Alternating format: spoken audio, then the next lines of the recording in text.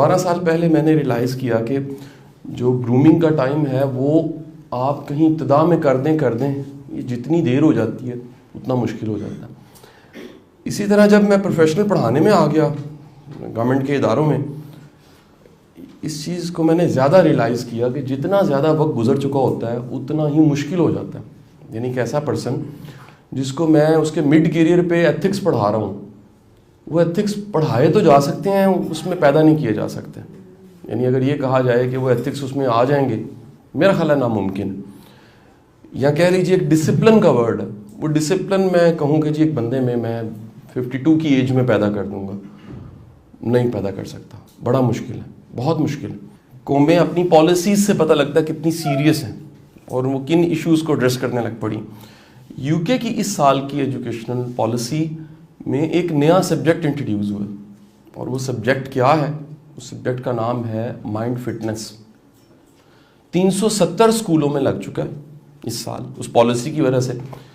500 उन्होंने इसके ट्रेनर्स और कोच स्कूल्स को दिए। उसकी वजह ये है, एक बड़ी तादाद बच्चों की ऐसी है जो डिप्रेशन की मरीज है और एक बड़ी तादाद ऐसी जो एंग्जाइटी की मरीज है और बाकी प्रॉब्लम्स भी हैं। अब अगर कोई शख्स, ये सवाल है, ये कहीं ना कहीं आपने कई चीज़ों को नोट करना है, लिखना है, बाद में आपको जवाब अभी नहीं मिलेगा, सोचने से मिलेगा। अगर खुदा ना खास्ता कोई बंदा जहनी तौर पे सेहतमंद नहीं है तो ये कहीं लिख लीजिएगा, वो रिश्ते में भी सेहतमंद नहीं होगा। ये बड़े बेसिक प्रिंसिपल्स हैं। क्या बोला मैंने? अगर कोई जहनी तौर पे ठीक नहीं है तो उसका सबसे ज्यादा अफेक्ट कहां पड़ता है? एक बात बड़ी आप क्लियर कट समझिएगा, जहां प्रॉफिट लॉस है ना वहां बंदा सही बिहेव करता है। और प्रॉफिट लॉस दिखने वाला वो क्या है? पहले की तनख्वाह, बॉस नाराज ना हो जाए, कुलीग से खराब ना हो जाए, इस पॉलिटिक्स को कैसे दफ्तर के निपटना, वहां पर पागल भी ठीक होता है क्योंकि पहले को रिजल्ट आ रहा है ना। लेकिन पेरेंटिंग में जो मिलना होता है उसकी उम्र है 20 या 30 साल बाद।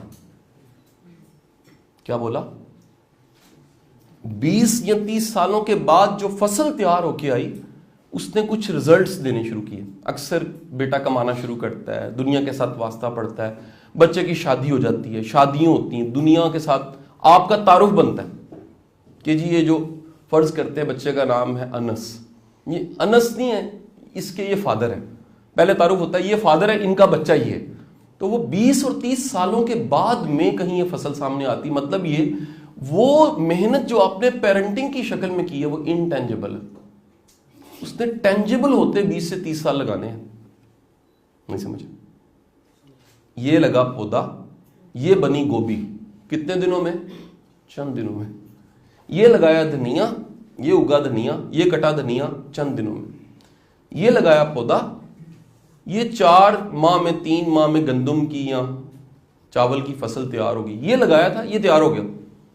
कितनी जल्दी वो इनटेंजिबल से, कहीं छुपे हुए से, आंख से ओझल से टेंजिबल का सफर जल्दी तय कर लेता है। कौन तय करता है जी? पौधा, बाकी मखलूकात। इंसान का बच्चा अपना आप दिखाता है वक्त के साथ, एकदम नहीं दिखाता। आपको सारे छोटे छोटे बच्चे हो ना मासूम मासूम लगेंगे। अच्छा, हमने क्राइटेरिया क्या बनाया हुआ है ये भी सुन लीजिएगा जी। हम सबसे बड़ा मिथ हमारा ये होता है, हम जिन चीजों से बच्चों को मापते हैं उसमें पहली चीज ये मेरा ओबीडियंट कितना है। पहला पॉइंट क्या है? ओबीडियंट कितना है, ओबीडियंसी कितनी है। अच्छा, ओबीडियंसी बड़ी अच्छी चीज है, लेकिन अगर बच्चे को आपने इंटेलेक्चुअली ब्लाइंड कर दिया हुआ है तो ओबीडियंसी इंतहाई खतरनाक चीज है। फॉलो करना बड़ी अच्छी चीज है, लेकिन सोचने समझे की सलाहियत के बगैर फॉलो करना इंतहाई खतरनाक चीज है। तो कहीं हम ओबीडियंसी मांगते मांगते गलती क्या कर देते हैं, हम उससे कुव्वत फैसले ही माफ छीन लेते हैं। द मोस्ट डेंजरस चीज। कोई बंदे के पास, किसी बंदे के पास डिसीजन पावर ही ना हो, उससे ज्यादा फ्लॉप कोई नहीं। आपने अगर अपने बच्चे को डिसीजन पावर नहीं दी, फैसला वो खुद नहीं कर सकता, मोहताज है, ठीक है जी, मोहताज है, कंफ्यूज हो जाता है, पूछता है, मुशावरत ही करता रहता है, प्लानिंग करता रहता है, इसका मतलब है जी आपने बड़ा जुल्म किया, उसको इतना ताबेदार बनाया कि उसकी कुव्वत फैसला छिन गई। अच्छा, अब ताबेदारी में क्या चीजें पड़ी हैं जरा सुन लीजिएगा। वालिदैन की ताबेदारी में क्या चीजें पड़ी हैं? वालिदैन की ताबेदारी में वालिदैन अपने अधूरे ख्वाबों को बच्चों के जरिए पूरा करते हैं। क्या बोला? अपने अधूरे ख्वाब पूरे बंदा कहां से करता है? बच्चों के जरिए। ठीक है जी। आप किसी ना, अल्लाह ताला आपको कभी मौका दे, आप में से को पढ़ाता है, टीच करता है, अल्लाह आपको मौका दे तो किसी कॉमन को पढ़ाइए जाके, जिन्होंने CSS किया होता नया नया करके, तो उनकी फर्स्ट उसे CTP कहते हैं ट्रेनिंग को। ठीक है जी। वो CTP का बैच पढ़ाइए तो आपको पता लगेगा कि बड़ी दुनिया ऐसी उसमें बैठी है। वो ख्वाब उनके वालिदैन की वजह से बना, ख्वाहिश नहीं बनी। ख्वाहिश तो सबकी है ना, हर पैदा होने वाले बच्चे के वालिद की वालदा की ख्वाहिश है जी अफसर बन। लेकिन वो ख्वाब की शक्ल कब बना? जब वालिदैन ने अपनी महरूमियों को देखा और उन महरूमियों को बच्चों को बताना शुरू किया। ए वेख मैं लैन च लगा है, ए वेख मैं थक गया चल चल के, ए वेख दफ्तर सुनता कोई नहीं है, ए वेख साढ़े तो झूठे पर्चे हो गए, ए वेख साड़ी पहचान ही कोई नहीं है। आप समझ रहे हैं? ए देख क्लर्क केड़ा ताकतवर होंदा है, ए सिपाही की वर्दी वेखिए, ए अंदर कर सकते। करते करते कहीं ना कहीं ये ख्वाब बना और उस ख्वाब में पावर शामिल होगी। ख्वाब किस चीज़ का? पावर का। पावर बड़ी ज़रूरी है, और वो भी बिलखसूस है। एक इम्तिहान पास करने के पहले वाली ज़िंदगी और एक इम्तिहान पास करने के बाद वाली ज़िंदगी, पावर का डिफरेंस। आपकी एक कुगी से किसी का मुस्तकबिल ख़राब, किसी का बन गया, आपके आगे पीछे स्क्वाड है, आपकी नीली बत्ती है, आपका इख्तियार है, आप पूरे बादशाह हैं एक इलाके के, आपके पास टर्मिनेट करने की पावर है, आपके पास मेकिंग ब्रेकिंग की पावर है। आप वो पावर के चक्कर अपनी महरूमी को किसको देते हैं? आप कहते हैं बेटा मेरा ख्वाब है तो ये डॉक्टर बनते हैं लोग, बल्कि बड़ी दुनिया डॉक्टर ही बनी जा रही है। कभी ये ट्रेजेडीज छपे ना कि सिर्फ डॉक्टर बनने से क्या कुछ हो रहा है, ओए होए होए, किताबें बनती हैं। हम ताबेदारी को जहालत की हद पे ले जाते हैं। जुमला क्या बोला? ताबेदारी कहां तक चलेगी? जहालत की हद तक। You have to follow me. आपने साबित किया पुत्र, दुनिया में अक्लमंद आपका सिर्फ अब्बा है, और दुनिया में मां कहती है जी सबसे ज्यादा अक्लमंद मैं हूं, बल्कि अब्बा भी नहीं है, वो तो ये भी कहती है वो कहती है कि जी मैं हूं, ये अब्बा जी को वहम है, वो है नहीं समझे? तो ये जैसे ही आपने उसको वहम दिया, और ये वहम अल्लाह ना करे उसका यकीन में बदल गया, तो बड़ा खतरा। अब्बा जी काबिल एहतराम अकल की वजह से नहीं है, अब्बा जी काबिल एहतराम अपने मर्तबे की वजह से। इसमें बड़ा फर्क है। ये इतना बारीक नुक्ता है। फिर अब बड़ी बातों पे कहेंगे जी मैंने नहीं करना, अगर ये समझ जाए, अदब के साथ कहेंगे, अदब के साथ कहेंगे कि जी हम सॉरी अब्बा जी मेरा ये फील्ड नहीं है, मैं नहीं करूंगा। आप कन्विंस करेंगे। लेकिन अगर आपने ये बारीक सा नुक्ता नहीं समझा तो आप कहेंगे बाप की गुस्ताखी जहन्नुम में ले जाएगी मुझे। गुस्ताख तो बनने को कहा ही नहीं है, गुस्ताख नहीं बनना। आपने कहा जी मर्तबा बहुत बड़ा है आपका, लेकिन जो मैं करने लगा हूं इसका आपको नहीं पता, कहा भी नहीं, महसूस करवाया और अपना रास्ता लिया। सो ताबेदारी से मैयर करते हैं कि नंबर 2, हम बच्चों की सक्सेस को मैयर करते हैं नंबरों से। दुनिया का सबसे बड़ा धोखा नंबर सिर्फ एक तरह की जहानत को मैयर करते हैं, और उस जहानत का नाम है रटा। जानते कितनी किस्म की हैं जी? अब वालिदैन को पता होना चाहिए। आवाज आ रही थी कहीं से? 9 है जी, ये लिख लीजिएगा जी। जहानतों की टोटल किस्में कितनी? 9। There are 9 type of intelligence and you have to search it. मैं लिंक भी सेंड कर दूंगा, लेकिन थोड़ी जहमत जरा करें, आज जाके ढूंढें, अपने बेसिक कॉन्सेप्ट ठीक कर लें लाइफ के। जहानतों की किस्में कितनी है जी? 9 टाइप ऑफ। हार्वर्ड गार्डनर की ये रिसर्च है, 1986 में पब्लिश हुई है, और ये हमें चाहिए कि हम कम से कम इसको वालिदैन होने के नाते पढ़ दें। अच्छे वालिदैन हो जिसको पता है जहानतों की 9 किस्में। ठीक है, एक अच्छे टीचर को भी पता होना चाहिए जहानतों की 9 किस्में। अच्छा जी, उसके बाद 10th आ गई, आपने बोली थी बड़ी अच्छी एक बात। या 10th कौन सी जहानत आई? 1991 में डैनियल गोल्डमैन ने कहा जी 10 होती हैं, 9 नहीं होती। 10वीं जहानत का नाम था EQ, it's EI, emotional intelligence. एक नई आ गई। 2006 में नई चीज़ एक पब्लिश होगी, उन्होंने कहा जी देयर इज स्पिरिचुअल इंटेलिजेंस। बाज़ लोग स्पिरिचुअली बड़े इंटेलिजेंट होते हैं, उनके पास इंट्यूशन होता है, उनको पता लग जाता है कि क्या करना है क्या नहीं करना। अपनी इंट्यूशन, इतना स्ट्रांग इंट्यूशन होता है, उसकी बेस पे फैसले करते हैं, बदलते ट्रेंड्स को, बदलती हवाओं को, बदलते हालात को सूंघ लेते हैं, जज कर लेते हैं। हम मेजर कैसे करते हैं? नंबरों से। अब नंबर क्या होते हैं ये भी सुन लीजिए। नंबर लेना एक आर्ट है, पूरे का पूरा आर्ट है। वो आर्ट क्या है? उस आर्ट में दो चीजें हैं जी, और कुछ भी नहीं है। नंबर 1 है याद करना, इसके मेथड सारे याद कैसे करना, और दूसरा है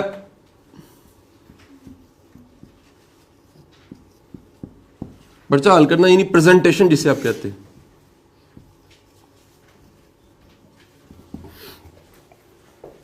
ये दो काम जिसको आते हैं वो नंबर ले लेता है। मेरी ये भी एक मुहिम है, मैं चाहता हूं कि आप सब वालिदैन हम मिल के बच्चों के लिए नंबर देना आसान बना दें। क्या बोला? वो कैसे हो सकता है? मैं बड़ा आसान सा तरीका बताता हूं। उनको ये 5-6 मेथड सिखा दें सबक याद करने के, कि जिंदगी आसान हो जाएगी। ठीक हो गया जी। उनको प्रेजेंट करने शुरू से सिखाएं। मेरा मानना यह है तरबियत उसकी हो सकती है जिसके लिए पढ़ाई आसान है। क्या बोला? पढ़ाई आसान, यानी वो इतने सी एनर्जी से अपने नंबर पूरे कर लेता है जो लेने हैं उसको। अभी उसको भी डिस्कस करूंगा कितने नंबर लेने चाहिए।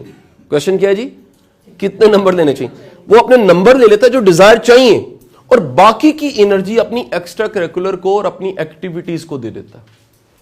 हम क्या करते हैं? नहीं, हम ये नहीं सिखाते, लिहाजा कुल कायनात बच्चे की क्या होती है? नंबर 2।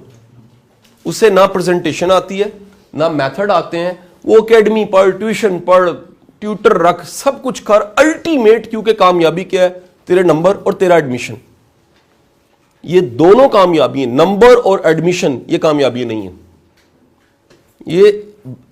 ये बन चुका है स्टैंडर्ड सोसाइटी का, लेकिन हकीकत ये नहीं है। हमें देखना पड़ेगा कि अब जो नंबर लेने वाला 20 साल बाद कहां होगा, आज नंबर लेने वाला 30 साल बाद कहां होगा। अगर फर्ज कीजिए नंबर लेने वाला जिंदगी में फेल हो गया, तो फिर इसका मतलब है वो फॉलो करने के काबिल नहीं है। मैं ये नहीं कह रहा नंबर नहीं लेने चाहिए, मेरा कहना यह है कि प्रॉब्लम ये होती है हमारे साथ कि हम बच्चों को नंबरों से मैयर करते हैं। अच्छा, सिर्फ नंबरों से मैयर करेंगे तो बड़ी चीजें ऐसी जो मिस हो जाएंगी। अब आते हैं एवरेज और बिलो एवरेज में क्या क्या होता है जो लाइक बच्चों में नहीं होता। कितना बड़ा क्वेश्चन है, लिख लें पहले इसको। क्या एवरेज, बिलो एवरेज बच्चों में क्या क्या ऐसा होता है जो लाइक के पास नहीं होता। सबसे बड़ी चीज जो आपको किसी किताब में नहीं मिलेगी वो है, इन सब के अंदर एक खूबी पाई जाती है, ये सब के सब बिस्ती करवा सकते हैं, परफेक्शनिस्ट नहीं होते। सर जी किसी काबिल बंदे को तो आप उंगली लगाएं भाग जाएगा। लाइफ हमेशा अच्छी नहीं मिलती। लाइफ प्लेट में पड़ी हुई, सोने की प्लेट में पड़ी हुई डिश नहीं है। ये कभी ऊपर है, कभी नीचे, कभी टफ है, कभी ठीक है, कभी खराब है, कभी मुखालफत है, कभी हक नहीं मिलता, कभी कुछ होता, ऐसी है ना। वो जो दरमियान वाला है ना, उसका पहले ही तजुर्बा अच्छा खासा होता है जलील होने का। लाइफ ठुड्डे खाने से अकल आती है, बादाम खाने से नहीं आती। तो पॉइंट क्या है, ये सब के सब कहीं ना कहीं ये ज्यादा फ्लेक्सिबल होते हैं। मैं परफेक्शनिस्ट के खिलाफ हूं जी, याद रखिएगा। टॉपर परफेक्शनिस्ट होता है, इतना परफेक्शनिस्ट होता है, वो कहता है जी मैंने कहीं ना कहीं टॉपर के मॉरल्स के भी इशू हैं। मैं वापस आऊंगा। नंबर 2 कहीं लिख लीजिएगा, इन सब के अंदर सिमिलर क्या होता है, दे आर स्ट्रीट स्मार्ट। इन्होंने फुटे लगाए होते हैं, इन्होंने कॉलेज के बाहर की दुनिया देखी होती है, इन्होंने कहीं ना कहीं चैलेंज देखे होते हैं, इनके पैसे घुमे होते हैं, इनको नुकसान हुआ होता है, इन्होंने हर तरह के क्राइसिस को देखा होता है, और क्राइसिस को देखने वाला ज्यादा ज़हीन होता है। स्ट्रीट स्मार्ट बंदा कई तरह के मुशाहिदात और तजुर्बात में से गुजरा होता है। क्या बोला मैंने? कई तरह के तजुर्बात और मुशाहिदात में से गुजरा होता है। अगला पॉइंट क्या है सर? अगला पॉइंट क्या है सर? ये लोग सोशल जीनियस होते हैं। याद रखिएगा, नलायक और एवरेज लोगों के दोस्त ज्यादा होते हैं। लाइक तो अपने अलावा किसी का शक ही नहीं होता। एक बंदा है जो कहता है जी मैंने नंबर लेने हैं, सारी दुनिया को हराना भी है। मॉरल एथिक्स पे चीज चलेगी ना सर। याद रखिएगा, कामयाबी के लिए फेलियर बहुत जरूरी है। जितना ज्यादा फेलियर्स होते हैं उतना ज्यादा आपका EQ बिल्ट होता है, EI बिल्ट होता है, इमोशनल इंटेलिजेंस। और रोल क्या है ये भी कहीं लिख लीजिएगा अपनी किताबों कॉपियों पे।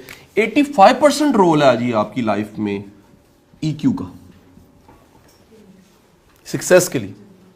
85% रोल है आपकी social genius, how you handle people, लोगों को साथ लेके कैसे चलते हो, टीम कैसे बनाते हो, बर्दाश्त कितनी, हौसला कितना है, ज़रफ कितना है, दरगुजर कितना करना आता है, गुस्से को कैसे मैनेज करते हो, खुशी को कैसे मैनेज करते हो, हक कितना देते हो, ये सब के सब, एम्पैथी कितनी है, एहसास कितना है, ये सब चीज़ों का 85% रोल है आपकी लाइफ सक्सेस के लिए। 15% IQ का है बाकी। ये बड़ी पुरानी एक थ्योरी है जो कभी डेल कार्नेगी ने अपनी किताबों में बयान की हुई। वापस आऊंगा। सो हम पता लगा जी वाल्देन मैयर कैसे करें। नंबर 1 जल्दी से बोले, फॉलो से। नंबर 2 कैसे करें, मार्क्स से। अब क्वेश्चन ये, मार्क्स लेने कितने चाहिए? क्वेश्चन समझ आ गया सर, यहां तक पहुंच गए जी। नंबर बच्चे को अपनी कैपेसिटी के मुताबिक लेने चाहिए, दैट्स ऑल। किसी से मुआवजा करके नहीं लेने चाहिए। बच्चा कैसे नंबर लेता है, बच्चे को बताया जाता है, ओ देख ओ बट्टा दा मुंडा अगे निकल गया, ओ वेख ओ जिठानी दा मुंडा अगे निकल गया, ओ वेख तेरी फूफो दा मुंडा जेड़ा उन्हें किन्ने नंबर लै लेने, तू 70% या 96%। ना, बच्चे को सिखाएं मुआवजा मुकाबला अपने कल के साथ होता है, किसी के साथ नहीं होता। क्या समझ आई जी? मुआवजा और मुकाबला क्या है? मैं कल कहां था, मैं आज कहां पर हूं, मैंने पहले से कितना इंप्रूव किया अपने आप को। जितना ज्यादा आप इंप्रूव करते हैं उतना ही ज्यादा आप में बेहतरी आती है। हम हमेशा अपने बच्चे की कैपेसिटी चेक किए बगैर, ये बड़ा खतरनाक सी एक जुमला में बोलना, अपने बच्चे की कैपेसिटी चेक किए बगैर एक्सपेक्टेशन लगाते हैं। यहां से डिप्रेशन शुरू होते हैं सारे। क्या बोला, रिपीट करूंगा। मेरा बच्चा है ये, मैंने उसकी कैपेसिटी देखी नहीं है नंबर लेने की क्या है, और मैंने एक्सपेक्टेशन क्या लगाई, 96% लेने ने, तुम टॉप करना। उसकी कैपेसिटी 52% है। अब वो क्या होगा, जब वो नहीं आएंगे तो मेरी उस एक्सपेक्टेशन से मेरा दिल भी टूटा, उसकी स्टीम भी लो हुई, और कहीं ना कहीं एक दिन 52% भी नहीं उसके आएंगे, बल्कि क्या होगा, वो भाग ही जाएगा। यानी मैंने क्या किया, मैंने गलत एक्सपेक्टेशन की वजह से अपने बच्चे को पढ़ाई से बदजन कर दिया। मैं क्यों ना आज से तय करूं, मैं उसकी कैपेसिटी देखूं। आप अपने बच्चे की कैपेसिटी जरूर देखें, और वो कैपेसिटी तब देखेंगे जो आज की सबसे आखिर पे जाके मैंने एक्शन प्लान्स में लिखवाना है। खुदारा अपने बच्चों को खुद समझें, खुदारा अपने बच्चों को खुद समझें, खुदारा अपने बच्चों को खुद समझें। हम बच्चों को समझने के लिए उनके टीचर से पूछते हैं, बताएं मेरा बच्चा कैसा, पैदा तू कीता दस्यो, किड्डा जुल्म है यार, टीचर के तो दसेगा। सर जब आप कामयाबी को सिर्फ नंबरों तक रखेंगे तो फिर ईदी साहब का जुमला अरब रुपए का लिख लें। वो कहता है पाकिस्तान में पढ़े लिखे जाहिलों की तादाद बढ़ गई है, ला तादाद पढ़े लिखे जाहिल हैं। आप इखलाकी तौर पे उसकी वजह क्या है, वजह जानते हैं? पूरी कौम समझ बैठी है नंबर कामयाबी है, लिहाजा नंबर लिए जाओ, एथिकली नीचे जाओ, नंबर लो, एथिकली नीचे। एडमिशन हो गया, वो जी बड़ी क्या पता नहीं, शायद एडमिशन होने का मतलब है जनती हो गया। एडमिशन का मतलब है शायद सर्टिफिकेट मिल गया, तू जन्नत में गया भाई, किंग एडवर्ड में नहीं गया। नतीजा ये है, जब आप सिर्फ नंबरों को कामयाबी समझेंगे तो नंबर कितने लेने हैं सर, नंबर लेने हैं अपनी कैपेसिटी के मुताबिक, और वो कैपेसिटी बढ़ाई जा सकती है 2 तरीकों से।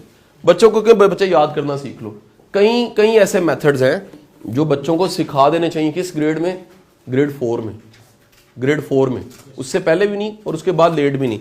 एक है SQ3R, सिखा दें।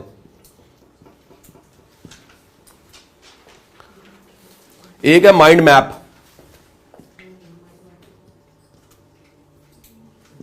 या मिनिमम 2 मेथड दे रहा हूं आपको, ये आपको बड़े आराम से YouTube पे मिल जाएंगे। कहां मिलेंगे जी? YouTube पे। YouTube पे ऑलरेडी रिकॉर्डेड पड़ी होंगी कुछ, शायद ये तो मेरी भी वीडियो मिल लें, गोरे के निकाल लें ज़्यादा बेहतर, SQ3R निकाल लें, माइंड मैप निकाल लें, पहले खुद समझें फिर बच्चों को समझाएं बेटे सबक ऐसे याद करना होता। उससे होगा क्या, जब भी सबक एक मैकेनिज्म से याद किया जाए तो शुरू में मुश्किल से याद होगा, लेकिन कुछ ही अरसे बाद क्योंकि मैकेनिज्म ठीक बना हुआ है, ये माइंड साइंस को सामने रख के बना हुआ है। किसको रखा हुआ जी? माइंड कैसे तैयार होता है, माइंड साइंस को सामने रख के जब आप उससे मेथड दे देंगे सबक जल्दी याद होगा। प्रेजेंटेशन की प्रैक्टिस करवा दीजिए, आपका बच्चा, उसके नंबर लेने का मसला हल हो गया। अब आपके पास प्लेंटी ऑफ टाइम है, टोटल टाइम फर्ज कीजिए ये है, आप बच्चे को कहें बेटे चल अपनी आधी एनर्जी नंबरों पे लगा दे, बाकी की बचा के रख ले, बाकी की का बचा लेनी है। मैं बताता हूं उसका क्या करना। हम क्या करते हैं, क्योंकि सारी एनर्जी नंबरों पे लगती है तो नंबर आए या ना आए, आपको बड़ी मजे की बात है, सेकंड पोजीशन वाला डिप्रेशन में जाने का ज्यादा चांस होता है, फर्स्ट वाला लॉन्ग रन जाता है। ज्यादातर हमारे टॉप करने वाले बच्चे डिप्रेशन के मरीज होते हैं, क्योंकि टॉप एक जगह होता है, सारी लाइफ में नहीं होता। अल्लाह से ऐसी कामयाबी ना मांगे जिस कामयाबी के बाद बड़ी नाकामियां पड़ी हुई हैं, डिप्रेस हो जाएंगे आप। थोड़ा सा पीछे ही रहे, सवा शेर कर सकते हैं, शेर ही किया करें, सुकून में रहेंगे। सो नतीजा क्या है कि बच्चों को मापने का जो दूसरा क्राइटेरिया मैंने बताया नंबर, वो भी गलत है। तीसरा क्राइटेरिया लिख लीजिए। आप समझ रहे हैं ना मेन हेडिंग्स क्या चाह रही हैं, चैप्टर वाइज बोल रहा हूं मैं। थर्ड हेडिंग पे गए, हम बच्चों को तब अच्छा, वालिदैन बच्चों को तब अच्छा समझते हैं जब सब कहें क्या कमाल बच्चा है आपका। हम बच्चों को दूसरों की ऐनक से और दूसरों की आंखों से देखते हैं, दूसरों की राय से अपने बच्चे को मैयर करते हैं। अब नतीजा यह है कि जब भी आप अपने बच्चे की कामयाबी को दूसरों की राय से मापेंगे, ये असूलन गलत है। ये गुड लक हो सकती है आपके बच्चे के बारे में राय बड़े लोगों की ठीक है, गुड लक है, इज्जतदार, लेकिन लोगों की राय कोई फॉर्मूला नहीं है, हतमी बात नहीं है कोई, ये बदलती रहती है। आपको पता है हमारे बारे में जो परसेप्शन है ना, हम क्या हैं, ये बड़ी तेजी के साथ बदलती है। मेरी एक वीडियो है चंद दिन पहले बड़ी वायरल हुई, फैमिली में कुछ लोग माइंड भी कर गए। वो क्या थी, हमारी कामयाबियों को हमारे अपने क्यों नहीं मान रहे होते। सुनिए जी वीडियो, बड़ी वायरल हुई है, मुझे बड़े जर्नैलों ने, बड़े ब्यूरोक्रेट से मुझे भेजी है। शाह साहब ये तो हमारी स्टोरी है। हम उस बंदे को, किसी भी बंदे को या आपको, देखने वाली आंख तब से देख रही होती है जब वो कुछ नहीं होता। वो इतना तेजी के साथ अंदर से बदल चुका होता है, इतनी कुछ चेंजिंग्स कई लोगों में आती हैं, हर हम सब में आती। देखने वाली आंख पुरानी परसेप्शन से जब देखती उसे समझ नहीं आती, फिर वो क्या करती, वो एडमिट नहीं करती है कि नहीं है। लोगों की राय दुनिया की सबसे कमजोर तरीन चीज है जी। राय चेंज हो जाती है, राय बदल जाती है। ये तो वक्त के साथ साथ राय, जिस तरह एवोल्यूशन का प्रोसेस है इंसानों का, राय भी एवोल्यूशन के प्रोसेस से गुजरती है। क्या समझे, मैं पढ़ाता रहा हूं क्योंकि मैं प्रॉपर एक टीचिंग से गुजर के यहां तक आया हूं। मैंने बड़े बच्चों को, जिनको कईयों को लगे यार ये कुछ नहीं कर सकते, मैंने देखा लाइफ में देखा करके, मैं कहा तो मेरी परसेप्शन बदल गई यार। कई बच्चे ऐसे जिनमें लाड आता है, इतने ओबीडियंट, इतने नंबर देने वाले, कईयों को जेल में देखा मैंने बाद में। परसेप्शन बदल जाती है, परसेप्शन कभी फिक्स नहीं होती। लोगों की राय से कभी आप हतमी राय नहीं बना सकते। दुनिया में मेरा कहना है सबसे ज्यादा वेरिएबल फैक्टर, मैथ में होता है ना वेरिएबल फैक्टर, उस फैक्टर का नाम लीजिएगा, वो इंसान खुद है। इतना वेरी करता है, इतना तेज, इतना बदलता, इतना बदलता, इतना बदलता। ये ऊपर जाने पे आए तो वली है, नीचे जाने पे आए तो हैवान भी उससे पनाह मांग लेता है, और अगर ऊपर जाने पे आए तो उस वलियों से ऊपर चला जाता। फरिश्ते कहते हैं, वो रश करते हैं यार कैसा कमाल। ये वेरिएबल है, ये एक जैसा नहीं रहता, चेंज करता। हालात भी बदलते हैं लेकिन बंदे भी बदलते हैं। क्या बोला, दोनों चीजें वेरिएबल। अल्लाह ने पूरी कायनात में एक चीज को कांस्टेंट रखा है, उस कांस्टेंट का नाम है चेंज। वाहिद चीज है जो कांस्टेंट है, वो क्या है, बदल जाती है, चेंज। सो तीनों क्राइटेरिया एब्सोल्यूट लॉज की शक्ल के क्राइटेरिया नहीं, लिहाजा इन्हें हमें फॉलो नहीं करना चाहिए। तीनों क्राइटेरिया क्या हो गए जी, किसी हद तक कमजोर हो गए। मैं नहीं कहता गलत साबित हुए, बल्कि क्या हो गए जी, कमजोर हो गए। आगे चलते हैं। अब जब आपने ये मेजर कर लिया, ये जान लिया, तो हमें देखना है कि आप अपने बच्चे को, अब क्वेश्चन यहां पर ही हो गया, आप अपने बच्चे को कैसे कहेंगे कि वो कामयाबी के ट्रैक पे जा रहा है। If you want to test it, अगर आपने चेक करना है, वैसे हम इस तरह भी एक टेस्ट करते हैं कि जी मैं पाल रहे हैं ना, मैं रोटी खुआ रहे हैं ना, मैं काम कर रहे हैं ना, दी माँ पकान पाक नहीं, ये भी क्राइटेरिया नहीं है। सारे पाल रहे हैं आपके, सब के सब पाल रहे हैं अपनी अपनी कैपेसिटी में। दुनिया का कोई वालिद और वालदा ऐसा नहीं है जो अपनी कैपेसिटी में ना कुछ कर रही हो। जो जो कर सकते हैं, जो परांठा खिला सकता है परांठा, जो पीसी में इस वक्त लाइन लगी हो नाश्ते की, वो अपनी कैपेसिटी में जो जो हो सकता है वालदैन वो करते हैं। रिसोर्सेज देना कोई क्राइटेरिया नहीं है कि आप बड़े अच्छे देंगे। ये भी बहुत बड़ा मिथ है कि मेरे बच्चों को अच्छे रिसोर्सेज नहीं मिल रहे, इनका वालिद इतना नहीं कमाता तो काम नहीं। कोई क्राइटेरिया नहीं। जिनको बड़े बड़े अच्छे मिलते हैं वो मैट्रिक में पास नहीं कहीं हुए, बड़े बड़े अच्छे मिलते हैं क्रिमिनल हो जाते हैं। रिसोर्सेज भी फैसिलिटेट तो कर सकते हैं, इंश्योर नहीं कर सकते, श्योरिटी नहीं है। वापिस आता हूं, आपने कभी भी अपने बच्चे को मेजर करना है कि वो ट्रैक ठीक पे है। नंबर 1 देखें, नंबर 1 क्राइटेरिया ये है, मिलनसार कितना, वेलकमिंग कितना, शायनेस तो नहीं उसमें कोई। बड़े बेसिक असूल हैं, बड़े आराम से आप इन ये चीजों को, आज से मैं चाहूंगा ये चीजें जो मैं लिखवाने लगा हूं ना, आपने इनको पानी देना है। अभी बताऊंगा कैसे देना है क्योंकि असल चीज तो ये कामयाबी है ना जी। पहला क्या बोला जी? Social. This is called social genius, this called social genius. इस पे किताब आपको बता देता हूं। जैसा मैंने बोला कि हर चीज पे कोई ना कोई मटेरियल अवेलेबल है, आप इस किताब को खरीद के पढ़िएगा। ये रीडिंग्स पे पढ़ी होंगी शायद किताबें। इसका नाम है get to the top, the one of the best book, wow book. ये पूरी की पूरी किताब का उन्वान तो वैसे लगता है नंबरों लेने पे, लेकिन नहीं, ये सोशल जीनियस पे किताब, बड़ी खूबसूरत किताब है कि आप उन लोगों को लीड करते देखेंगे जिनकी पीआर स्किल्स और सोशल स्किल्स अच्छी हैं। इसका मतलब क्या है? इसका मतलब है बच्चे में सोशल स्किल्स का मौजूद होने का मतलब यह है, एक बात कंफर्म हो गई, क्या? जिंदगी में आगे बढ़ने के लिए इंसान चाहिए होते हैं। और जो बंदा सोशली जीनियस होता है उसके लिए लोग जोड़ना, टीम जोड़ना, साथ जोड़ना मुश्किल। बात समझे कि नहीं? कुछ लोग क्या होते हैं जी, अकेले हो जाते हैं। अकेले क्यों होते हैं? तो दुनिया सारी ठीक नहीं की। एक्चुअली कौन ठीक नहीं होता? ठीक नहीं होते। ये दुनिया जो खराब है, इसमें एक खराब का नाम आप भी हैं। ये सबके साथ चलना कमाल है। परफेक्शन की उम्मीद करना इम्पॉसिबल, ये नहीं हो सकता, ये कभी नहीं हो सकता जी, मुमकिन नहीं है। सोशल जीनियस का मतलब ये है कि बच्चा आइसोलेट नहीं होता, मिलता जुलता है, ग्रुप को अवॉइड नहीं करता, महफिल को अवॉइड नहीं करता। मैंने आज तक अपनी आंखों से पढ़ाते हुए 6-7 हज़ार बच्चों को पढ़ाया गुलशन रावी में। जितने बच्चे शादियों के फंक्शनों में नहीं जाते थे, घर में मेहमान आ गया तो रुस के अकेला बैठ के पढ़ने लग पड़ते थे, मैंने लाइफ में इतना कामयाब नहीं देखा।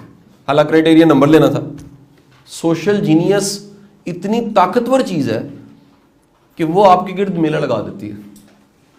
बाबा इशफाक कहता था, उसका जुमला है कि बंदा सच्चा हो, जंगल में बैठ जाए ना, लोग पगडंडी बना देते हैं चल चल के उसके पास आके, और बंदा ठीक ना हो तो बाजार में बैठा उसे कोई नहीं पूछता। लिहाजा क्राइटेरिया क्या है? सोशल जीनियस कितना। अगर आपका बच्चा सोशल है, इन लकी इनफ, काफी खुशकिस्मत इंसान है जी आप, आपका बच्चा सोशल तो है। नंबर 2, चेक करें बच्चे में इनिशिएटिव कितने। कुछ चीजों में 100% पुश करना पड़ता है, नॉर्मल है। कुछ चीजों को पुश चाहिए होता है। आप कभी कभी बच्चों की ये लिस्ट बनाएं बच्चों के साथ रहते हुए कि बच्चे खुद से इनिशिएटिव कितनी चीजों में लेते हैं। खुद से सोचना, खुद से करना, खुद से एहसास करना, इनिशिएटिव्स कितने हैं। Initiative is a sign of, लिख लीजिएगा, initiative is a sign of courage. Initiative is a sign of will power. जितनी ज्यादा विल पावर होगी, करेज होगी, उतना ज्यादा आपका बच्चा वो इनिशिएटिव लेगा, आगाज करेगा। नंबर 3, बच्चे के अंदर अगर आपने देखना आने वाले दिनों में कामयाब होगा कि नहीं होगा, तो देखिए बच्चा सेक्रीफाइस कितना करता है, बांटता कितना है, शेयर कितना करता है, ये सब चीजें इसमें आ जाएंगी। अपनी चीज खिला सकता है, किसी को कुछ खरीद के दे सकता है, पॉकेट मनी इकट्ठी करके किसी को हेल्प कर सकता है। सेक्रीफाइस कितना, कुर्बानी कितनी है, अपनी चीज दे के खुश कितना होता, शेयरिंग पे खुश कितना होता। अगर ये है, बेफिक्र हो जाए, नंबर जितने लेने ले ले, जिंदगी में बड़ा आगे जाएगा। क्यों आगे जाएगा जी? आगे जाने की वजह क्या होगी जी? क्योंकि सेक्रीफाइस उसके अंदर, सेक्रीफाइस वाला बंदा बड़ा आगे निकल जाता है। नेक्स्ट चेक करें बच्चे में लर्निंग एटीट्यूड कितना है। इसकी अब बेशुमार मेथड है। किसी को आजाद छोड़े और वो क्या करता है, वहां से पता लगता है सीखने की तरफ जाता है कि नहीं जाता। बच्चे को थोड़ा सा बच्चा मैच्योर होने लग पड़ा है, उसकी गूगल और यूट्यूब सर्च कभी कभी अचानक जरूर चेक करें, एथिकल वे में, छापा मार के नहीं। एसएचओ नहीं बनना बच्चे का, ठीक है जी, अचानक में, ठीक है जी। कभी कभी एक नुस्खा बता रहा हूँ, वालिद पे बड़ा नुस्खा कामयाब लगता है। कभी कभी पूरा बना बनाया प्लान खराब कर दिया करें, कभी कभी, अक्सर नहीं। यानी आपके पास वीटो की पावर होनी चाहिए। ये जो सारी ख्वाहिशें पूरा होना है ना, ये बड़ी खतरनाक चीज है। हम क्या करते हैं, जो मुंह से निकला, मेरे बाप ने मुझे नहीं लेके दिया था, मैं तुझे लेके दूंगा। ठीक है, कुछ ले दें चीजें, लेकिन सारा कुछ ना लेके दें। ये जो थोड़ी सी महरूमी का एहसास है, बड़ा जरूरी है। ये थोड़ा सा दिल टूटने का एहसास, कभी कभी प्लानिंग के खराब हो जाने का एहसास रहना चाहिए। ये आपको अच्छा रखता है, हेल्दी रखता है। लेकिन आप अगर कहें कि जनाब हर चीज उसी तरह होगी जैसे सोच लिया, नहीं होगी। लाइफ में तो ऐसे नहीं होता, प्रैक्टिकली तो बिल्कुल ऐसे नहीं। Mind map is totally different than practical map. जो हकीकत का नक्शा है उसका और दिमाग के नक्शे का बड़ा फर्क होता है। ठीक है जी। नेक्स्ट क्राइटेरिया जी, नेक्स्ट क्राइटेरिया, सबसे अहम पॉइंट ये है, आपके बच्चे के पास कोई इंस्पिरेशंस हैं। ये बड़ा ही एक, मैं कहता हूं जी, शॉर्टकट टू सक्सेस एक है सिर्फ लाइफ में, जो मैंने अभी तक ढूंढा है। वैसे तो शॉर्टकट टू सक्सेस होता ही कोई नहीं। अगर आपकी जिंदगी में कोई इंस्पिरेशन है, and how we can define inspiration. Inspiration का मतलब है कि किसी को देख के इरादा कर लेना मैंने कुछ बनना। ऑब्जर्वेशन बिल्कुल और है, ये इसमें मोटिवेशन भी शामिल है, ये इसमें एक कहीं ना कहीं ख्वाब शामिल है, पूरा ड्रीम शामिल है। किसी बंदे की जिंदगी को, किसी बंदे के काम को, किसी बंदे के काम करने के अंदाज को देख के ये फैसला कर लेना मैंने क्या करना है। अगर इसने किया है तो ये मैंने भी करना। ठीक है, ये पूरी की पूरी एक ख्वाब मेकिंग, एक ड्रीम मेकिंग, विजन मेकिंग का काम है जी। ठीक है जी।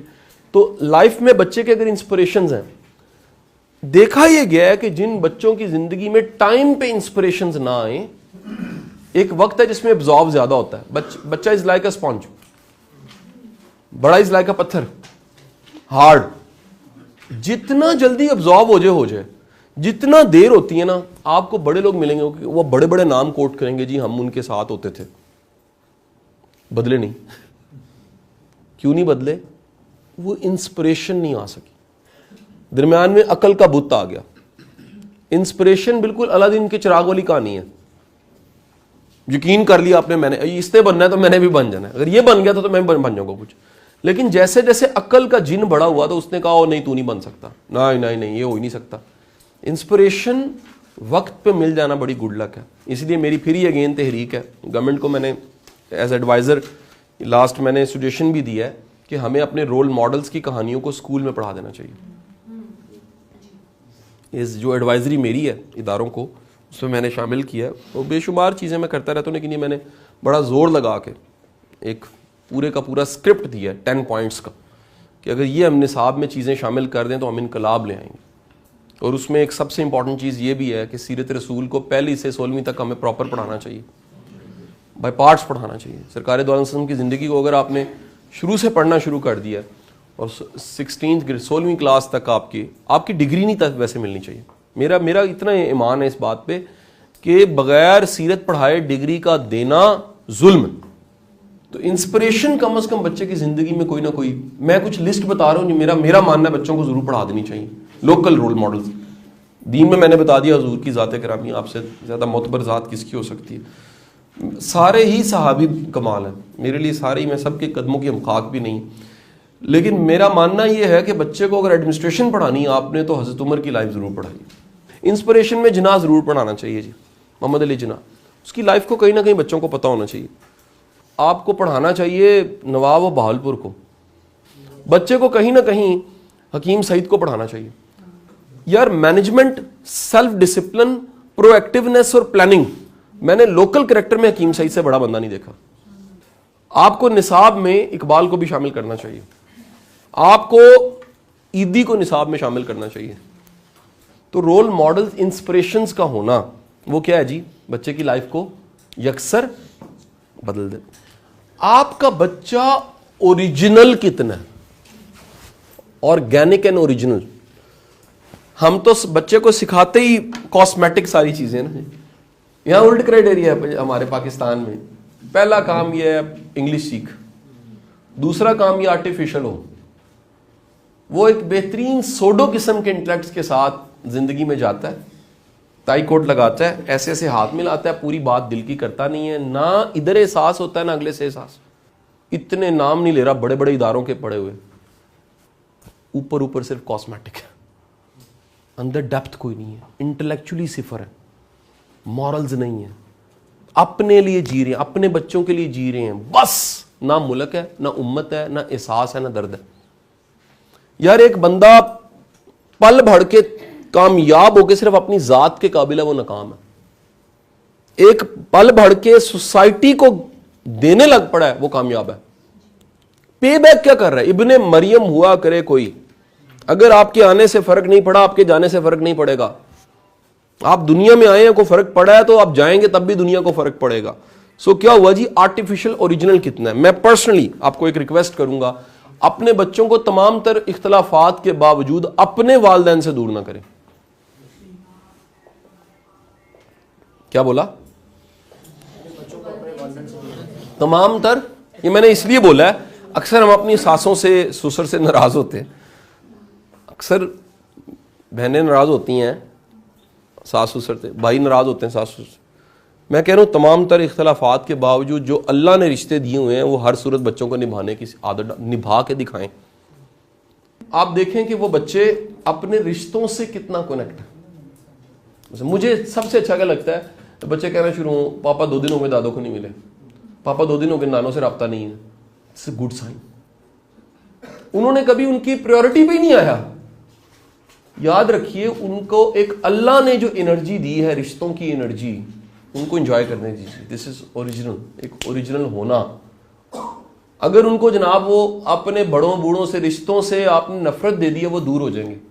वो एनर्जी जो उनका हक था वो उनको नहीं मिल पाएगी। सो खुदारा बच्चों को आर्टिफिशियल ना बनाए। बच्चे मॉडर्न मोस्ट होने चाहिए, लेकिन स्किल्स में। क्या बोला? काबिलियत और स्किल्स में आपके मॉडर्न मोस्ट बच्चे हों, लेकिन अंदाज में देसी हों, हम्बल हों, कहीं बैठ के खा पी सकें, कॉम्प्लेक्स फ्री हों। मुझे पीछे क्यों कर दिया, मुझे ऐसे क्यों दिया गया, यहां मुझे पूछा नहीं गया, साड़ी तो कोई इज्जत ही कोई नहीं की, साड़ा तो नाकी बड़ा हड़या। ये जो रवैया है ना सर, याद रखिएगा, ऐसे लोग ज्यादा ग्रो नहीं करते। जिसको हर चीज मैटर कर रही है वो तरक्की नहीं कर सकता। Learn to ignore and teach to ignore. बच्चों को सिखाएं, बड़ी चीजें लेट गो करनी होती हैं, बड़ी चीजें भूल जाना होता है, बड़ी चीजें छोड़ देनी होती हैं, बड़ी चीजों पे मिट्टी डाल देनी होती है, बड़ी चीजों को ध्यान ही नहीं देना होता, बड़ी चीजों को आप सिर्फ खामोशी इख्तियार कर ले तो वो ठीक हो जाती हैं। बड़ी चीजें ऐसी हैं जो सब्र से हल होती हैं। अब एक ना बेसिक मैं साइकोलॉजी की थ्योरी समझाने लगा हूं आपको। आप सबको ना इसलिए समझनी है कि जिसने प्योर साइकोलॉजी पढ़ी हुई है उसे शायद आती हो, लेकिन ज्यादातर लोगों को ये बेसिक कॉन्सेप्ट नहीं पता। जो हमारा माइंड है ना, माइंड के जर्नली 2 पार्ट्स हैं। ये देखिए,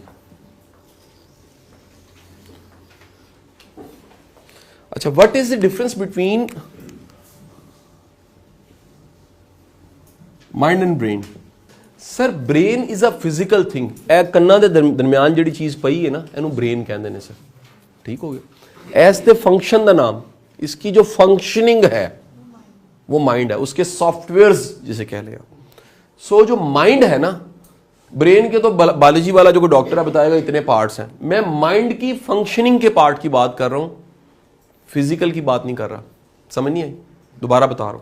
ब्रेन फिजिकल चीज है, माइंड उसका सिस्टम है, सॉफ्टवेयर है। ठीक हो क्या जी?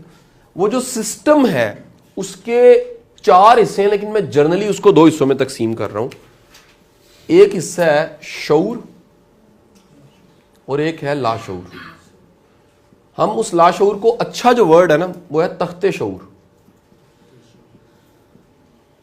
ठीक है जी। This is called conscious, this is called subconscious and unconscious में इकट्ठा कर दिया, लेकिन वैसे अलग अलग चीजें, लेकिन ये सारा एक ही कहीं एक साइड पे। कॉन्शियस टोटल का 10% तक तकरीबन होता है, बाकी 90 है। और कहा जाता है कि ये एक इन्फिनिट भी है, ये बहुत बड़ी, इसका साइज बहुत बड़ा होता है एज सिस्टम वाइज देखा जाए। आप ऐसे मिसाल ले लें, बाहर कितने गार्ड बैठे हुए थे, आज एक था, गनमैन एक था, वो ये है, और अंदर का सारा सिस्टम जो काम हो रहे हैं वो सारे ये। बड़े ध्यान से सुनिएगा। दरअसल तरबियत का मतलब ये है कि आपने बच्चे का ये बनाया। आपको समझ आएगी नहीं है?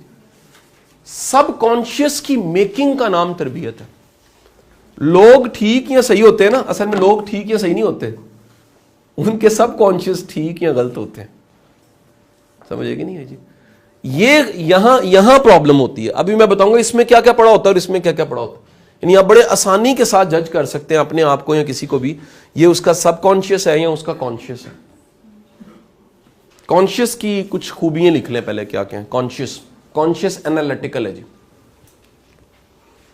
कॉन्शियस जजमेंटल है, कॉन्शियस को कैलकुलेट करना आता है, conscious work like a filter, work like a guard, quantity देखना किसी चीज को, मेजर करना, इसके अंदर होता है जी, यहां है कॉन्शियस। अकल यहां होती है, अकल।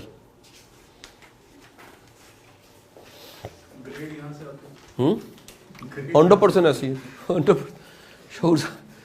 अब आप भी देखें कि कॉन्शियस जो है ना शऊर सर, वो करता क्या है? कॉन्शियस अलर्ट रहने का नाम है। समवन इज कॉन्शियस अलर्ट, ये चौकस रखता है, अलर्ट रखता है। इसका एक प्रॉब्लम है, ये जो है ना कॉन्शियस का, ये 24/7 काम नहीं कर सकता। ये तो बहुत बड़ी बात मैंने कह दी। ये 24 और काम नहीं कर सकता, ये तो मैंने बहुत बड़ी बात कह दी। ये पूरा घंटा काम नहीं कर सकता, ये तो मैंने बहुत बड़ी बात कह दी। ये पूरा बाज़ औक़ात मिनट भी काम नहीं कर सकता। नई बंदा मोटरसाइकिल चलाना सीखता है ना, it's the conscious drive. After few time gear बदल रहे हैं, ब्रेक लग रही है, क्लच, सब कुछ मूवमेंट हो रही है, वो क्या हो रहा है? वो यहां से चला गया यहां पर। ऐसे ही आटा गूंदा जी आपने, किस किस को गूंदना आता है? सही बताना, हाथ खड़ा करना, सही, शर्माना नहीं बताना। किस किस को रोटी पकानी आती? पकानी आती। जब बंदा शुरू में गूंदता और पकाता है तो क्या होता है? पहले दिन जरा याद करें, आटा उड़ रहा है, अत्था ना चमड़ रहा है, मुंह लगा है जी, है ना। आप तब वो काम कहां कर रहे हैं? यहां खड़े होके। ये कॉन्शियस के लेवल पे काम हो रहा है। आज आप औरतें बातें भी कर रही हैं साथ, वो क्या ड्रामा है सर आजकल जो चल रहा है? मेरे पास तुम हो, उसकी पिछली किस्त साथ यूट्यूब पे भी लगी हुई है। अब अंदाजा लगाएं, उसमें डायलॉग चल रहा है, 2 टके की औरत उधर हमारी रोटी खराब नहीं होती। ठीक है कि नहीं? हम चाय पहली बार बनाते हैं तो उसमें कभी चीनी खराब, कभी ये, जैसे वो कॉन्शियस से कभी अलर्टनेस से पीछे जाती है तो क्या होता है? अब चाय चल रही है, हम बना रहे हैं, उधर माइयों सईद ने टाल लिया है, वो हमें कोई फर्क नहीं पड़ा, बिकॉज वो कॉन्शियस से अगली स्टेज पे जा चुकी है। याद रखिएगा, सब कॉन्शियस में हैबिट्स होती हैं, आदतें, दूसरा नजरियात होते हैं चीजों के बारे में, कॉन्सेप्ट्स एंड आइडियाज भी। आपके जो जिंदगी के फलसफे हैं, लाइफ की फिलॉसफीज,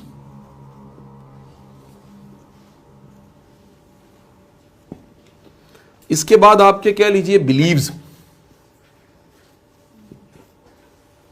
एकान जिसको कहते हैं, आपकी याददाश्त भी दरी पड़ी होती है, मेमोरी ऑब्वियस है, वो जिस तरह भी मैनेज करके आपने रखी हुई है, हाउ यू कीप इट, पुराने तजुर्बात, माजी सारा यहां पड़ा होता है। अब इसमें सबसे अहम चीज जो मैंने लिखी है ना, वो ये आदतें हैं। एक बात जरा सुनिएगा, अपने ना माइंड को समझिए जरा, माइंड को। माइंड ना ज्यादा देर शऊर में नहीं रह सकता, ये उसकी मजबूरी, उसको आदत नहीं है। ये हाई वोल्टेज का टाइम है जी, जैसे वो शऊर, हर चीज आप अलर्ट होके करेंगे ना, आप थक जाएंगे। होता है ना जी, जो चीज आप हाई अलर्ट में करते हैं वो क्या होता था। अल्लाह ने कैसा कमाल का माइंड बनाया हमारा माइंड बड़े कामों को लाशौरी तौर पे करता है। आप यहां से गाड़ी चला के आए हैं, कॉन्शियसली नहीं चलाई आपने, अच्छा कॉन्शियस पता कब होता है, जब टक्कर होने लगती, एकदम से बंदा जाता और थोड़ी देर बंदा कॉन्शियस रहता है, थोड़ी देर के बाद फिर क्या होता है जी, जब भी आप अलर्ट होके कोई काम करते हैं तो क्या होता है, आप थकते ज्यादा। अल्लाह ने क्या किया है, अल्लाह ने आपका निजाम ऐसा बनाया माइंड का कि आपको आदतें दे दी हैं। आप अपने काम लिख लीजिएगा, 90% प्लस दिन में जो कर रहे हैं आदतन कर रहे हैं।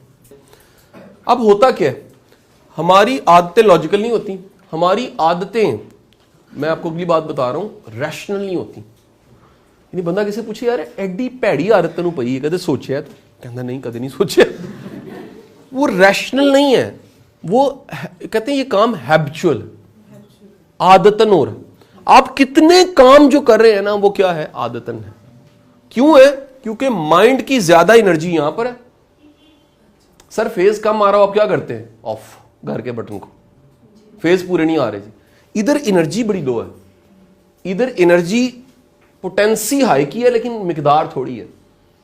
यहां एनर्जी की पोटेंसी बहुत हाई है, इसलिए आदतें, नजरियात, मेमोरी, डाटा सारा यहां पड़ा होता है। आदतें लॉजिकल नहीं होती, आदतें रैशनल नहीं होती, आदतें, सुन लीजिएगा ये तीसरा पॉइंट बड़ा है, 80% हमारी आदत जमाना-ए लाशऊर में बनी होती हैं, लाशऊरी अदवार में बनती हैं। अनकॉन्शियसली हमें हैबिट मिलती है, हमें कॉन्शियसली हैबिट नहीं मिलती। एक्चुअल आदत वो है जो स्पॉन्टेनियस है, एक हो जाती है। माइंड का बेसिक प्रिंसिपल भूलना नहीं आपने। माइंड 2 पीस पे चलता है, पी प्रिंसिपल। पी प्रिंसिपल क्या, pain and player principle, pain and player principle. Mind, दुनिया के हर नॉर्मल इंसान का जो माइंड है ना, वो पेन से बचना चाहता है और प्लेयर, ये जिबिल्लत है इंसान की। इंसान को जिस भी चीज से मजा आएगा वो करेगा और जिस भी चीज से तकलीफ होगी बचेगा।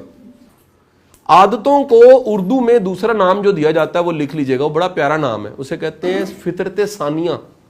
What is the meaning of फितरत सानिया? मीनिंग सुन ले क्या है, नेचर का सेकंड जो हिस्सा है ना, आदत नेचर के करीब होती है, इतना आपकी लाइफ का पार्ट बन जाती है कि लगता है जैसे आदत नहीं है, बल्कि क्या है, आदत फितरत है। आदत फितरत के करीब करीब चीज का नाम। 80% कब बनती हैं आपकी लाशऊरी में? अच्छा, अब 20% का मैं मार्जिन क्यों रख रहा हूं?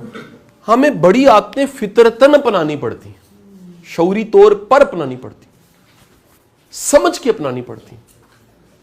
ठीक है जी। अगर ये 20% का मार्जिन ना हो तो कोई बंदा फौज में भर्ती ना हो सके, कोई बंदा किसी जगह पे रिक्रूट ना किया जा सके, फिर ट्रेनिंग का कॉन्सेप्ट ही दुनिया में खत्म हो जाए। बंदा लेके अपने मुताबिक नहीं कर लेते, वो कैसे करते हैं? वो 20% का जो मार्जिन है ना उसको ठीक करते हैं, उस 20% में चीजें रखी जाती हैं। जो जिबिल्लतन आदतन खराब है ना, उसको ठीक करना बड़ा मुश्किल काम है। उसको बदलने वाले टोटके और टूने का एक ही नाम है, वो इंस्पिरेशन और विल पावर है। लकीली गुड लक से कोई बड़ा इंसान जिंदगी में आ जाए जिससे इंस्पायर हो जाए, या उसके अपने अंदर विल पावर इतनी हो कि वो अपनी जिबिल्लतों के खिलाफ खड़ा हो जाए। इसीलिए दुनिया का सबसे बड़ा जहाद अपने आप के साथ लड़ना है, अपनी आदतों के साथ लड़ना है, अपनी जहालत के साथ लड़ना है, अपनी बेवकूफियों के साथ लड़ना है, अपनी कम इल्मी के साथ लड़ना है। मैंने सारा थीसिस आपको क्यों पढ़ाया, जरा सुन लीजिएगा। मैंने इसलिए पढ़ाया, आप बच्चे की जो तरबियत कर रहे होते हैं, असल में आप उसको आदतें दे रहे होते हैं। जितनी अच्छी आदतें आपने अपने बच्चों को दी हैं, उतना बच्चा जिंदगी में कामयाब होगा। क्योंकि ये फेमस कोटेशन है अब्दुल कलाम की, इंडिया के। वो कहता था कि आप का मुस्तकबिल प्रेडिक्ट नहीं किया जा सकता। लेकिन वाहिद चीज है आदतें जो मुस्तकबिल को प्रेडिक्ट करवाती हैं। आदतों पे काम हो जाए तो मुस्तकबिल इंश्योर ठीक हो जाएगा। आदतें अच्छी दे दें मुस्तकबिल अच्छा, आदतें अच्छी नहीं है जितने मर्जी अच्छे वसाइल हैं उजाड़ देगा। आदतों से पता लगता है बंदा क्या है। सो आदतें आप अच्छी दे दें। बच्चों की तरबियत का मतलब नया नाम रख लें आज। क्या है जी? अच्छी आदतों की डेवलपमेंट का नाम है ग्रूमिंग। अब यहां क्वेश्चन आ जाता है आदत दी कैसे जाती है। आदत का बड़ा आसान तरीका है, जिस भी चीज पे शाबाशी मिलती है ना वो आहिस्ता आहिस्ता आदत में चली जाती है। आज से आप लिस्ट बनाएं बच्चों को किन चीजों पे अप्रिशिएट करते हैं,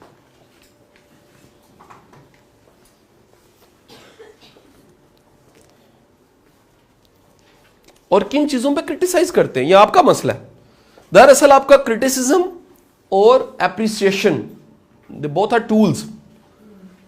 ये दो पाने रेंच हैं जिनके जरिए क्या होता है आदत बनती है। आप अगर मिसाल लें, अच्छा कहीं तने बच्चा बाहरों लड़के आया कहता अब्बा जी मैं 2 लाइया ने उन्होंने, ठीक है कि नहीं, वो कहता 3 क्यों नहीं लाई उसको हलाशेरी देता है। आप कॉमन है ये टीचर्स के साथ, मैं तो टीचर रहा हूं तो मैंने देखा है कई माओं को हम बुला कहते रहे आपका बच्चा ये गलती करता है, कहती मेरा कर ही नहीं सकता। गलतियों पे पर्दा कई लोग डालते हैं। जब भी आप कवर करेंगे ना बच्चे की गलती को, वो गलती बड़ी हो जाएगी साइज में। और मैंने ऐसे तमाम बच्चों को फिर क्रिमिनल एक्ट पे देखा, मॉरल एक्ट्स पे देखा। जिस बच्चे के वालिदैन रियलाइज ना करें गलती गलती है, वो बच्चा कभी ग्रो नहीं कर सकता। एक पॉइंट लिखिएगा, नागवारी का इजहार करना सीखें। वर्ड क्या बोला? नागवारी ना लड़ाई होती है, ना मार होती है, ना कसून होता है, ना मुक्का होता है। नागवारी एहसास होता है। नागवारी एक एक्सप्रेशन होता है। लेकिन ये एहसास ही सीखना है, नागवार ना हो जाएगा, कहीं मशहूर नागवार इंसान बन जाए। नागवारी का मतलब यह है कि आप महसूस कराएं यार ये मुनासिब नहीं, ये गैर मुनासिब है, यार ये ठीक नहीं। तो अपने बच्चों को कहीं नागवारी से महसूस करवाएं कि ये गैर मुनासिब, ठीक है जी। खुशगवारी से महसूस करवाएं ये ठीक है। कुछ चीज़ों की खुशगवारी महसूस करवानी चाहिए। अंडरस्टैंड है जी? कि खुशगवारी का एहसास, यानी वो आपको बता रहा है, फर्ज करें कि पापा वो आप परसों आपने पैसे दिए थे, मैंने इकट्ठे करके मैंने सारे खर्च दिए। तो पहले सुन लें कहाँ खर्च दिए। कह रहे पापा मैंने ना वो छोटी बहन की सालगिरह आ रही थी, मैंने उसके लिए चीज़ें नहीं।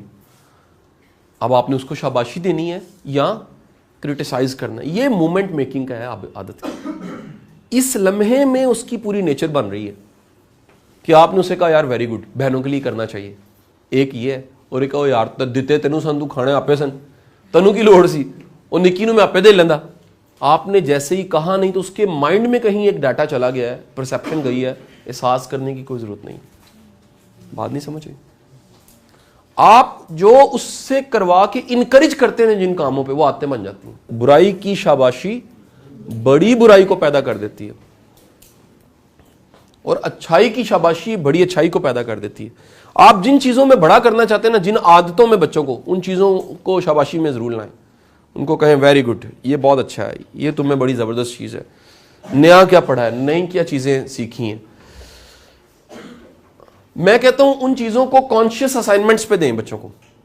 यार तेरी असाइनमेंट है, मैं तुझे इनाम दूंगा, ये कॉन्शियस असाइनमेंट है, पूरी करनी है तुम। याद रखें जो जो कॉन्शियस की ट्रे में रख रहे हैं ना, बड़ा चांस है कि वो कॉन्शियस से कहां स्लिप होकर चली जाए। आदत में, नजरियात में, कॉन्सेप्ट्स में, लाइफ फिलॉसफी, बिलीव्स, याददाश्त में कहीं ना कहीं पीछे चली जाए। लेकिन अगर आपने उनको एक्सपीरियंस ही नहीं करवाया, देयर इज एक्सपीरियंस, बेटे माफ करना सीखो, माफ करना चाहिए। फर्स्ट टाइम वो करेगा पापा बड़ा मुश्किल काम है, इट्स वेरी डिफिकल्ट, पापा माफी नहीं दी जाती। आपने उसको इतनी बार माफ करवाया उससे कि वो माफ करना उसके कहां चला गया। जब वो आदत में चला गया तो फिर उसकी जिंदगी बदलेगी, क्योंकि उसे पता लग जाएगा कि माफ करना जोर नहीं लगाना पड़ रहा उसको। जोर लगाना शऊर के पास है, जोर ना लगाना कहां पर है, तख्ते शऊर के पास, सब कॉन्शियस के पास। आदत में चला गया। मेरा मानना यह है वालिदैन का सबसे बड़ा एहसान बच्चों पे अगर कोई है, वो अच्छी आदतें देना। डिसिप्लिन एक आदत है। प्रोएक्टिवनेस, ये मैंने बच्चों बड़ी मुश्किल से पैदा की है, मैंने बेगम ने मिलकर। क्या एक दिन पहले तैयारी करवाते हैं, अगले दिन की यूनिफॉर्म पहले तैयार, शूज पहले तैयार, नाश्ता तकरीबन प्लानिंग उसकी पहले से तैयार। इसका सबसे बड़ा फायदा, सुबह उठ के जो एक तूफान मचता है वो नहीं मचता। आदतें आप दे दें, कब जी बचपन से पैदा करें, तय करें, और अपने बच्चों की आदतें आज से जाके देखें किन आदतों के साथ चल रहे हैं। आदतें अभी छोटी हैं, आदतें वक्त के साथ जवान हो जानी है, आदतें मिच्योर हो जानी है, आदतें पुख्ता हो जानी है, आदतें नेचर बन जानी है। आदतें सानी है ना, आदत नेचर बन गई तो गई, फिर हार्ड कोर में चलेगी। हार्ड कोर में चली गई तो ऐसा बंदा कभी ग्रो नहीं कर सकता, तरक्की नहीं कर सकता, क्योंकि आदतें उसको खुद डुबो देती हैं। मेरा मानना यह है, बंदे की जिंदगी में सबसे बड़ा दुश्मन बंदा खुद ही होता है, बाहर से दुश्मन नहीं इतने आते। जितने बंदे की अपनी आदतें उसकी दुश्मन होती हैं, नजरियात दुश्मन, सोचें कितनी मनफी होती हैं, आदतें आपको उजाड़ के रख देती हैं। अब आदत कैसे बनी जी? पेन एंड प्रेयर प्रिंसिपल से। तय कीजिए किन चीज़ों पे शाबाशी देते हैं, किन चीज़ों पे पेन, किन चीज़ों पे पनिश करते हैं, किन चीज़ों पे आप उसे पॉजिटिव बोलते हैं, किन चीज़ों पे अच्छी राय देते हैं, किन चीज़ों पे नागवारी का इजहार करते हैं। वहां से डिफाइन हुआ आदतों का पैकेज। ठीक हो गया जी? अदरवाइज अब जो आपका क्वेश्चन था कि कब बदली जा सकती हैं, अगर शौरी दौर में देखें, then you have to make analysis which is very difficult.